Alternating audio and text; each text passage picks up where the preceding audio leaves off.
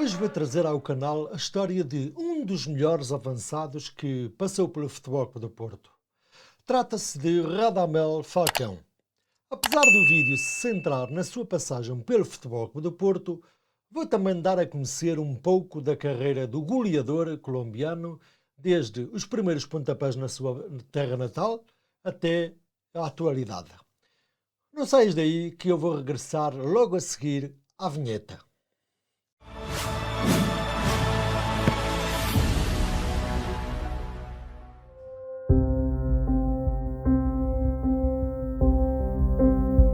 Radamel Falcão Garcia Zarate nasceu no dia 10 de fevereiro de 1986 em Santa Marta, na Colômbia.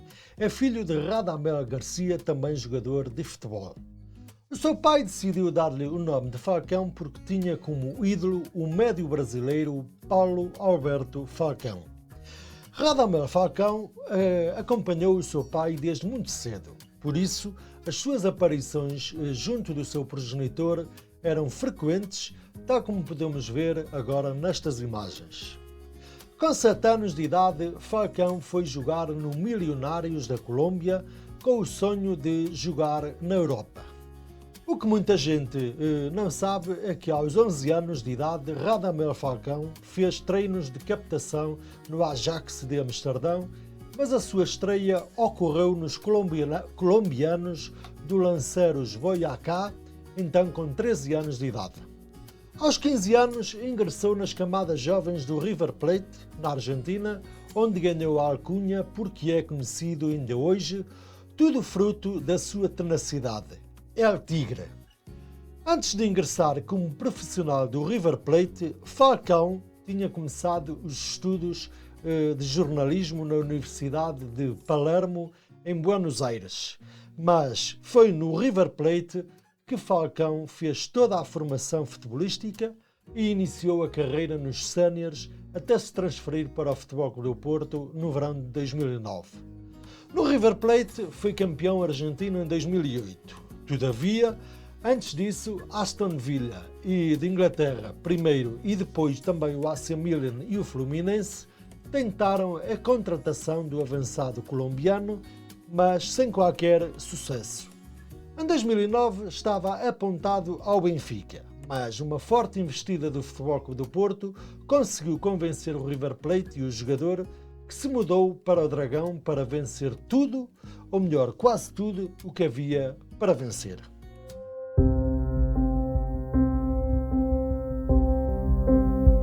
Em julho de 2009, Falcão assinou um contrato com o Futebol Clube do Porto por 4 temporadas por cerca de 4 milhões de euros por 60% dos seus direitos económicos. Falcão veio cobrir a vaga deixada por então Lisandro Lopes, vendido entretanto ao Olympique de Lyon por 24 milhões de euros. Na transação, o Futebol Clube do Porto também vendeu Mário Bolatti, centrocampista, por 1 milhão de euros a um terceiro proprietário em troca de 35% dos direitos económicos de Falcão.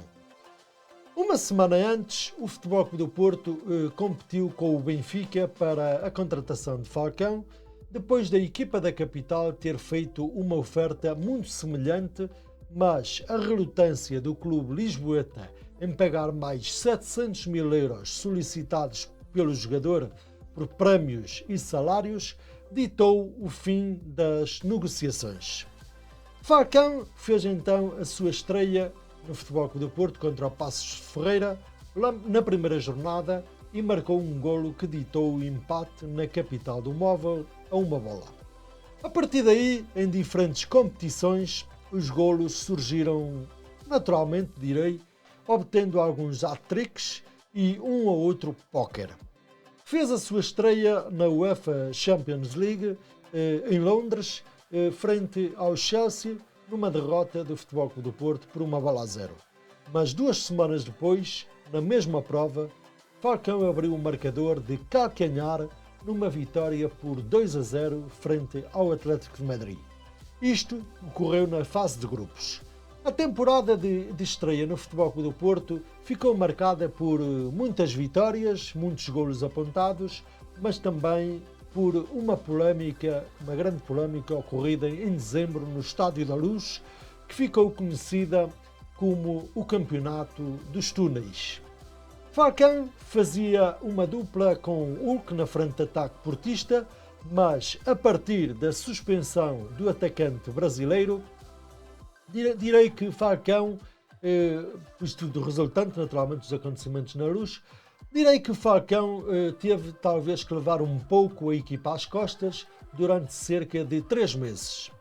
A época de 2009-2010 acabou por ditar a eliminação do Futebol Clube do Porto na Champions League, nos oitavos de final aos pés do Arsenal de Londres, a perda do campeonato para o Benfica, onde Falcão acabaria por marcar 25 golos, ficando atrás de Cardoso do Benfica, que acabaria por marcar mais um golo. No entanto, a época terminou com a conquista por parte do Futebol Clube do Porto da Taça de Portugal diante do Desportivo de Chaves com um golo de El Tigre. A época seguinte foi da rumba. Falcão teve uma época impressionante e rebentou completamente. Foi outra época de muitos golos, muitos bis, vários hat-tricks e ainda alguns póqueres. Beira-Mar, Sporting, Benfica, Rápido Viena, Spartak de Moscovo, Villarreal foram algumas das muitas vítimas do ponta de lança colombiano. Esta foi a melhor época da carreira de Radamel Falcão, não só pelos golos que apontou, mas também pelas 4 provas que venceu pelos Dragões. A Supertaça Cândido Oliveira frente ao Benfica, a abrir uma época com a obtenção de um dos 2 golos com que os Dragões bateram as Águias em Aveiro. A Primeira Liga, onde o Futebol Clube do Porto teve um autêntico passeio na prova sem qualquer derrota. Cedeu apenas 3 empates em 30 jornadas. Destaque aqui também para a goleada por 5 golos sem resposta diante do Benfica, com um bis de Falcão. Falcão também venceu a Taça de Portugal diante do Vitória de Guimarães com uma goleada por 6-2, mas desta vez Falcão não jogou por se encontrar lesionado. E por fim, o Radamel venceu também a Liga Europa, uma prova em que o Futebol Clube do Porto foi aterrador, com a obtenção de goleadas em várias eliminatórias e uma vitória na final em Dublin diante do Sporting de Braga, com apenas um golo justamente apontado por Radamel Falcão. O ponta de lança estabeleceu um novo recorde de golos durante uma campanha europeia. Com 17 golos em 14 jogos, Falcão superou o anterior recorde de 15 golos do alemão Klinsmann.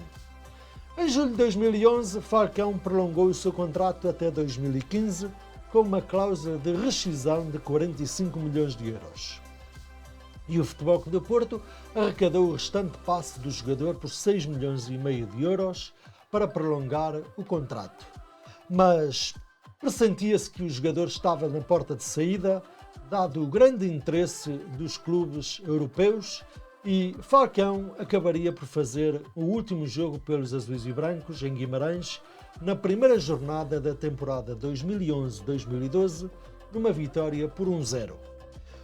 O jogador entrou apenas na segunda parte desse encontro, mas não revelou qualquer apontamento de registro durante toda a partida.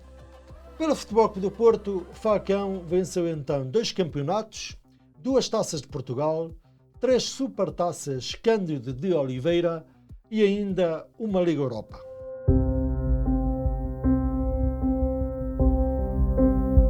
Depois de muitas especulações, o Futebol Clube do Porto anunciou no dia 18 de agosto de 2011 a venda de Falcão por 45 milhões de euros ao Atlético de Madrid. Na capital espanhola, Radamel deixou a sua marca, principalmente na Liga Europa. Depois de vencer a prova pelo Futebol Clube do Porto, logo na época seguinte também conquistou a Liga Europa pelo Atlético de Madrid. Na final da prova, contra o Atlético de Bilbao, o colombiano marcou 2 dos 3 golos da vitória por 3-0 e consagrou-se novamente como o melhor marcador da prova, mas desta vez com apenas 12 golos apontados. Por outro lado, Falcão também venceu a Supertaça Europeia em 2012 pelo Clube de Madrid, prova essa que tinha perdido pelo Futebol Clube do Porto diante do Barcelona na época anterior, onde, aliás, não deu sequer o seu contributo. Pelo Atlético de Madrid, na Supertaça Europeia, Falcão marcou um hat-trick contra o Chelsea e garantiu o troféu num resultado esclarecedor de 4-1. No dia 9 de dezembro de 2012, em La Liga, o Atlético de Madrid goleou o Desportivo da Corunha por 6-0. Falcão marcou nesse jogo 5 golos e chamou então a atenção de vários clubes financeiramente grandes, como são os casos de Chelsea e Paris Saint-Germain. Depois das suas atuações, foi especulado que o Chelsea e o Real Madrid estariam mesmo interessados e em abril de 2013 já era apontado ao Manchester United, mas acabou por não sair para nenhum desses clubes. Pelo Atlético de Madrid, Falcão venceu ainda a Taça do Rei em 2012-2013 diante do Real Madrid por 2-1 após prolongamento.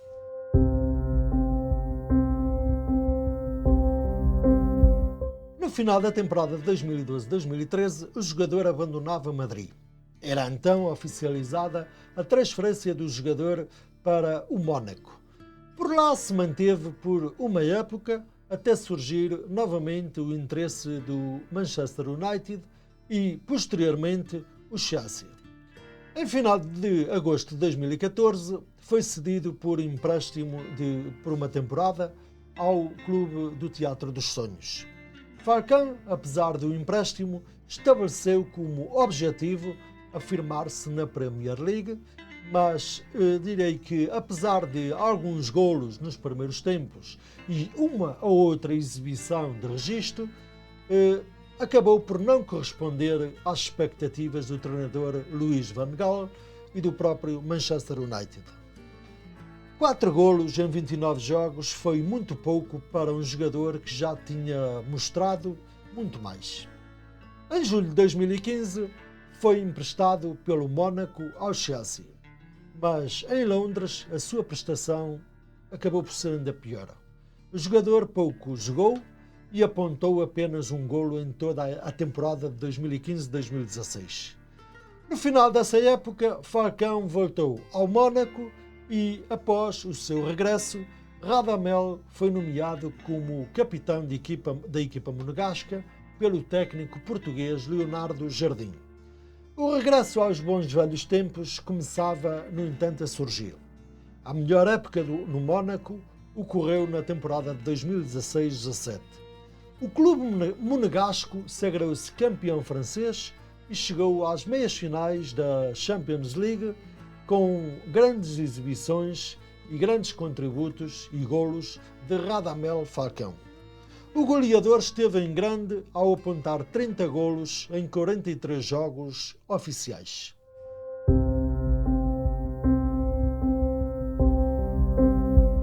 Em agosto de 2019, Falcão foi anunciado como reforço do Galatasaray da Turquia. Ao não renovar contrato com o Mónaco, o jogador colombiano chegou a custo zero à Turquia. Falcão foi recebido em grande apoteose na sua chegada a Istambul, mas durante 2 épocas realizou apenas 34 jogos e apontou 19 golos. Em 2021-22 regressa à Espanha com 35 anos para representar o Rayo Vallecano, onde se encontra à data em que gravo este vídeo. Pela seleção colombiana, Falcão fez até hoje 97 jogos e obteve 35 golos. E assim fica escrita mais uma história do canal Malha Azul e Branca. Se gostaste desta história, deixa-me aqui em baixo o teu like ou o teu comentário, porque isso vai ajudar o canal a crescer. Nós vamos regressar já na próxima segunda-feira para mais um live stream Pedro Cardona com 3 convidados. Até lá, fica com um abraço.